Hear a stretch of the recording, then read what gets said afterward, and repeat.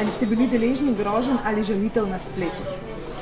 Ja, največ seveda prek Twitterja, pa tudi prek Facebooka, največkrat pa, ko je bila ta migrantska kriza, takrat se je v bistvu vse skupaj začelo. Ali so vam očitali, da ste pristranski? Ja, tudi tukaj se je to najbolj pokazalo ravno ob migrantski krizi, ampak pravzaprav se to dogaja vedno pred volitvami, pa kadar so kakšni politiki v kakšnem odmevnem sojenju. Ali so vam kdaj očitali, da ste plačanec politike? Ja, to se dogaja pravzaprav ves čas na srečo ali na žalost, ne vem kaj, sem levi plačanec in piškotkar in tako naprej, ampak v resnici je to kar velikrat, ja.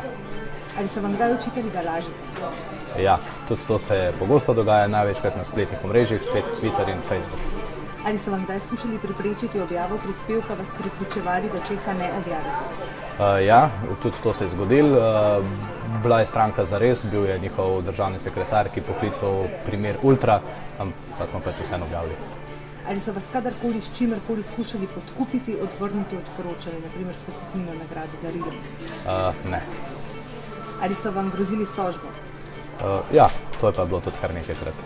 Ali so vam kdaj izrekali kakršnekoli spolne opazke? Moram priznati, da vseh groženj in vseh teh žalitev na Twitterju in na Facebooku niti nisem v resnici prebral, ampak bi se najde tudi kaj takega. Se kdaj bojite zase ali za svojo družino oziroma bližnje do te mere, da česa ne bi objavili ali celo nehali delovati kot novinarji? Ne.